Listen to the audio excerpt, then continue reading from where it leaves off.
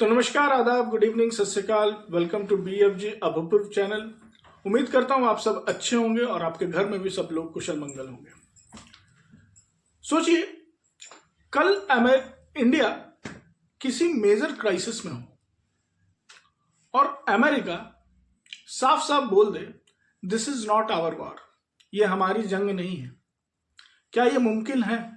क्या ये पॉसिबल है? अगर हां, तो क्या आज भी अमेरिका एक रिलायबल एलाई है? ये एक बड़ा सवाल उठता है, क्योंकि जिस तरीके से यूएस ने अभी इंडिया के साथ टैरिफ का गेम खेला, ये पूरी दुनिया ने देखा है और इसका एक जीता जागता उदाहरण है। अगर मैं पिछले 6-7 सालों की बात करूं, तो अमेरिका की फॉरेन पॉलिसी ऐसे भी डगमगा सी गई है। अब मैं ये क्यों बोल रहा हूं? क्योंकि इसका सीधा सा उदाहरण मैं देता हूं आपको, पेरिस क्लाइमेट एग्रीमेंट का। उस वक्त प्रेसिडेंट थे बराक ओबामा, तो उन्होंने एग्रीमेंट में साइन किया, वो इस डील का हिस्सा बनते हैं। फिर उनका टेन्योर खत्म होता है, डोनाल्ड ट्रंप जो है पद संभालते हैं, राष्ट्रपति बनते हैं, वो इस एग्रीमेंट से एग्जिट कर जाते हैं। फिर बाइडेन आते हैं, वो वापस से ज्वाइन करते हैं।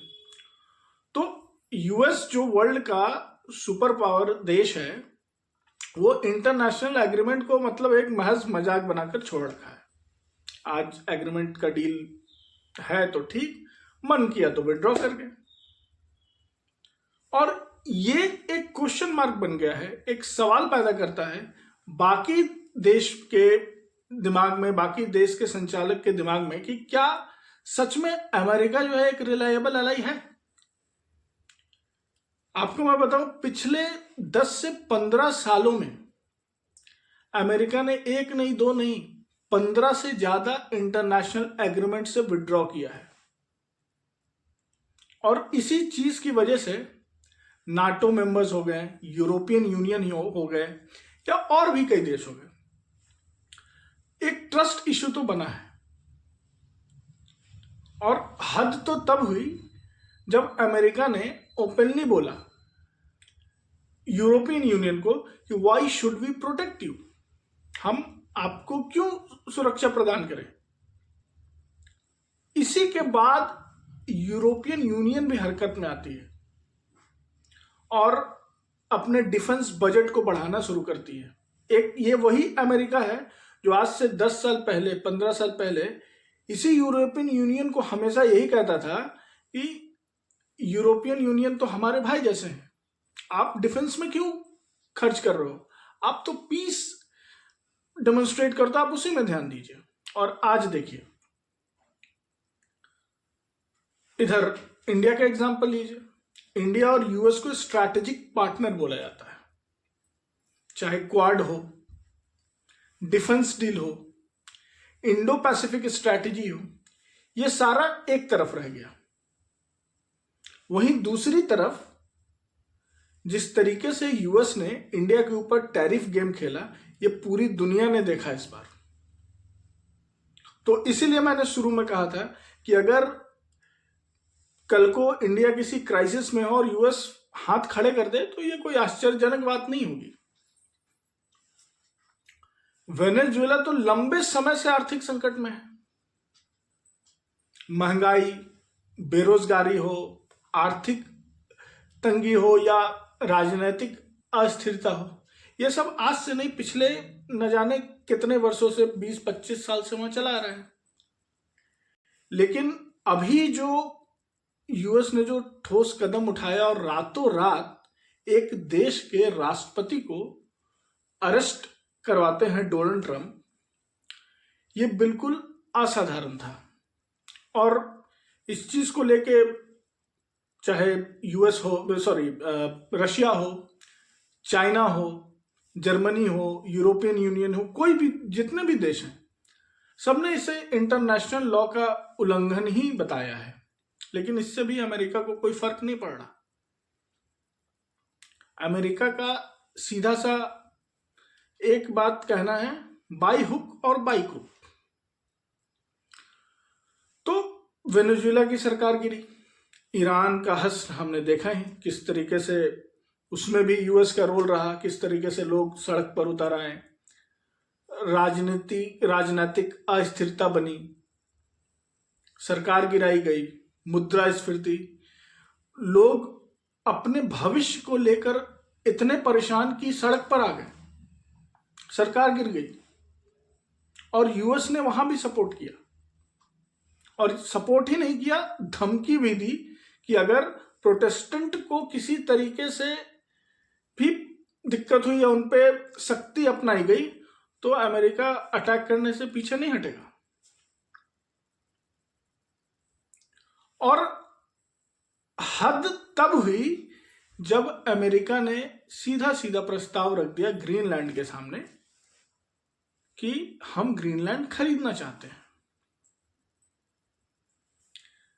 आज हम जियोपॉलिटिकल सिचुएशन में जहां पर खड़े हैं, वहां पर हम एक इंटरनेशनल डेमोक्रेटिक वर्ल्ड की बात करते हैं। उस दौर में यूएस एक देश को खरीदने की बात करता है, और ये आज से नहीं चल रहा। 2019 में भी डोनाल्ड ट्रंप ने कोशिश किया था, और 2019 में इसे एक रियल एस्टेट डील बताया था। तो ये अमेरिका के लिए एक रियल एस्टेट डील ही है, इससे ज्यादा वो नहीं समझता। अब ग्रीनलैंड को खरीदने की बात जब सामने आई, इसका भी बात जो है, रशिया हो, चाइना है, इंडिया है, सबने इसका भी इंटरनेशनल लॉ के अगेंस्ट जाने के लिए अमेरिका को खूब धुतकारा, लेकिन अमेरिका को इससे फर्क पड़ता नहीं। अब बात आती है कि आखिर ऐसा क्या हुआ कि यूएस ने अचानक वेनेजुएला के प्रेसिडेंट को अरेस्ट किया, ग्रीनलैंड को खरीदने का प्रस्ताव रख दिया। तो यहां पे जो सबसे जरूरी चीज है समझना वो ये है कि अगर आप ध्यान से देखें तो वेनेजुएला एक ऐसा जगह है जहां तेल प्रचुर मात्रा में है। वही हाल ईरान के साथ। और बात करें अगर ग्रीनलैंड की, तो ग्रीनलैंड में बर्फ 80% तो उसका हिस्सा बर्फ से ढका है, लेकिन असली जो क्या कहते हैं, असली जो चीज छिपी है वो उस बर्फ के अंदर है। उस बर्फ के अंदर है रेयर अर्थ मेटल्स, उस बर्फ के अंदर है ऑयल एंड गैस, और वो सारे मिनरल्स जिसके बिना ना तो मोबाइल बन सकता है, ना ही सेमीकंडक्टर बन सकता है, ना ही मिसाइल बन सकती है। और आज के दौर में चाहे सेमीकंडक्टर हो या एआई को लेकर के जिस तरीके से एक इकोनॉमिक वार जो पूरे वर्ल्ड में चल रहा है, ये हम सब देख रहे हैं। आए दिन एक देश दूसरे देश के ऊपर जो है किसी ना किसी तरीके से जो है एआई और सेमीकंडक्टर्स इन सब को लेके कुछ ना कुछ वार जो है चलते रहता है, एक इकोनॉमिक वार चलते रहता है। तो ये जो वार जो चल रहा है अभी, ये इकोनॉमिक वार आने वाले समय में बहुत खतरनाक होने वाला। और यूएस को ये बहुत अच्छे से पता था कि अगर यूएस आज ग्रीनलैंड पर ध्यान नहीं देगा तो चाइना और रशिया, इन दोनों का नजर है यहाँ पे। और अगर ये दोनों यहाँ पर आ जाते हैं, ये दोनों अगर यहाँ पर अपना वर्चस्व बनाते हैं, तो यूएस के लिए ये खतरे की घंटी है। तो यूएस सीधा सीधा ये चाहता है कि किसी भी तरीके से बाई हुक और बाई क्रू, क्योंकि अभी डोनाल्ड ट्रंप ने धमकी भी दिया है कि अगर आप हमें वो देश नहीं बेचते हैं तो हम फिर जबरदस्ती करेंगे, कब्जा करेंगे। और वहां के जितने नागरिक हैं, लगभग जो रिपोर्ट आई है उसके हिसाब से 57,000 नागरिक हैं वहां, सबको लगभग $1 लाख, अगर इंडियन करेंसी में देखें तो लगभग 90 लाख रुपए हर व्यक्ति को देने का प्रस्ताव भी रखा है। हालांकि इस चीज का क्रिटिसिज्म जो है डेनमार्क की जो प्राइम मिनिस्टर है उन्होंने किया, पूरा यूरोपियन यूनियन ने किया। लेकिन बात है कि अगर अमेरिका ये चाह रहा है कि ग्रीनलैंड उसे दे दिया जाए, तो अब किस हद तक अमेरिका जाता है ये देखना बचा हुआ है। तो अब यूएस है, चाइना है, रशिया हो गया या इंडिया है, इन सब की नजर हर उस जगह पर है जहां पर आज के समय में rare earth metals, minerals, oil and gas जो है अवेलेबल हो प्रचुर मात्रा में। तो अगर ग्रीन, और दूसरी चीज ये भी है कि ग्रीनलैंड अगर अमेरिका ले लेता है तो अमेरिका मिलिट्री में, अमेरिका की जो मिलिट्री पावर है वो भी बहुत स्ट्रांग हो जाएगी। क्योंकि अगर आप अमेरिका का नक्शा देखेंगे तो अमेरिका के दोनों तरफ सिर्फ समुद्र है। एक तरफ कनाडा है, तो कनाडा और अमेरिका में अब क्या ही फर्क। अमेरिका खुद ही बोलता है कि कनाडा जो है वो हमारा 51वां राज्य है और मैक्सिको पर पूरा कंट्रोल ही अमेरिका का है लगभग, और बाकी तरफ से सिर्फ समुद्र। तो अब अगर ग्रीनलैंड अमेरिका का हिस्सा हो जाता है तो मिलिट्री पावर जो है अमेरिका की बहुत स्ट्रांग हो जाएगी, बहुत ही मजबूत हो जाएगी। और किसी भी देश को कल को अगर अमेरिका के ऊपर हमला करना हुआ तो एक रास्ता बचेगा, वह है समुद्र का रास्ता। और अमेरिका की सबसे बड़ी ताकत ही उसकी नेवल फोर्स है, नेवी है। तो ये सारे चीज को देखते हुए बहुत स्ट्रैटेजिकली अमेरिका ये चाह रहा है कि किसी भी तरीके से बाय हुक और बाय क्रूक ग्रीनलैंड जो है अमेरिका का हिस्सा बने।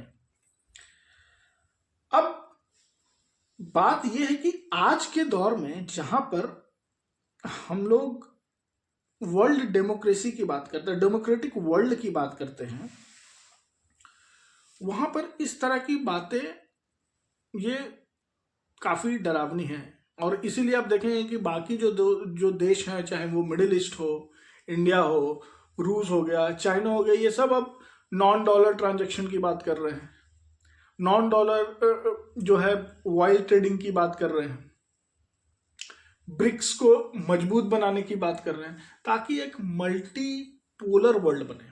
और मुझे भी लगता है कि एक मल्टी पोलर वर्ल्ड जो है वही बेहतर होगा। और इससे कम से कम जो है रुपए का भाव हो गया, रुपए डॉलर करेंसी जो हम मापते हैं कि $1 बराबर आज के डेट में देखें तो लगभग ये 90 पहुंचा, तो इसमें भी एक संतुलन आएगा। और कम से कम अमेरिका का एक वर्चस्व तो घटेगा ही घटेगा, जो कि आज के समय में बहुत जरूरी है। तो अगर आपको भी लगता है कि आने वाले समय में जियोपॉलिटिकल पावर शिफ्ट हो रहा है या ये शुरुआत हो चुकी है, तो कमेंट में जरूर बताइएगा। आज के लिए इतना ही, धन्यवाद।